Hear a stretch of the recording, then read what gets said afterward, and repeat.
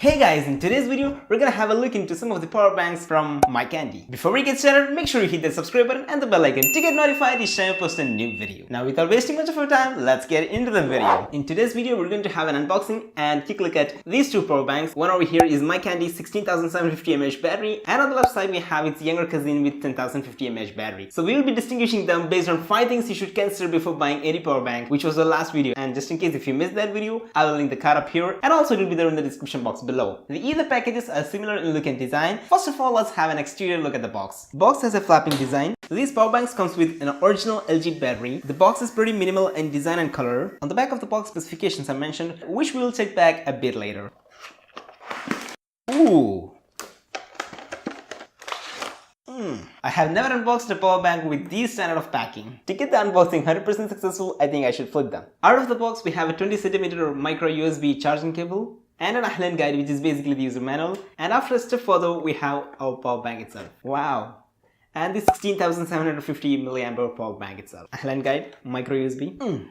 And the younger cousin with 10,050 mAh battery. That's pretty much from the unboxing side, and let's have a quick look at the power bank specifications. First of all, let's start with the capacity itself. As I mentioned, this is 16,750 mAh battery, and this is 10,050 mAh battery. So in my point of view, both of them can perform very well with the capacity. This can charge your phone up to 4 times, and this can charge your phone up to 6 times, considering your phone's capacity is somewhere around 3000. Now let's move on to the second section, the design and build. Both these power banks are designed well, the ports are well carved, and the edges are well finished. There is also texture to it for the purpose of grip, so that it won't fall out of your hands easily. They are also compact in hand, and the elder cousin is a bit longer.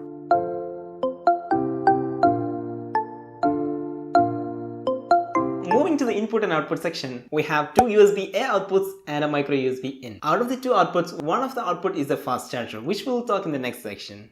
Hold on for that. On the bigger power bank, the micro USB is on the side and there's a power button beneath them, and there is 4 LED indicator, and the 2 USB-A outputs are given on the top. On the other one, 2 USB-A and a micro USB is given on the top. The power button and the 4 LEDs are given on the other side. Now let's talk about the fast charging technology. Either of the power banks are well equipped with Qualcomm 3.0 fast charging technology, which is the lightest on the market for power banks. So you don't have to worry about slow charging from these power banks. They are well equipped. So you don't have to worry more on the time it takes to charge. As we kept in to check back in later, there are 2 USB-A outputs. Out of this, one is colored with a small logo above it, which means this is the fast charging output out of these 2. Similarly, on the other one, the top one is the fast charging output. Talking about the input, it takes the usual time, 2 ampere 5 volt, which means it has a 10 watt input, which is the normal charging speed. The smaller power bank takes about 6 to 8 hours to get fully charged, and the bigger one takes around 10 to 12 hours to get fully charged. The last one on the list was pricing. I'm not sure about the exact pricing of the devices, and I will leave the link to the prices of these 2 power banks in the description box below, so that you can check out the prices of these 2 power banks current to the date once they are released in the market. So that's it for now, guys.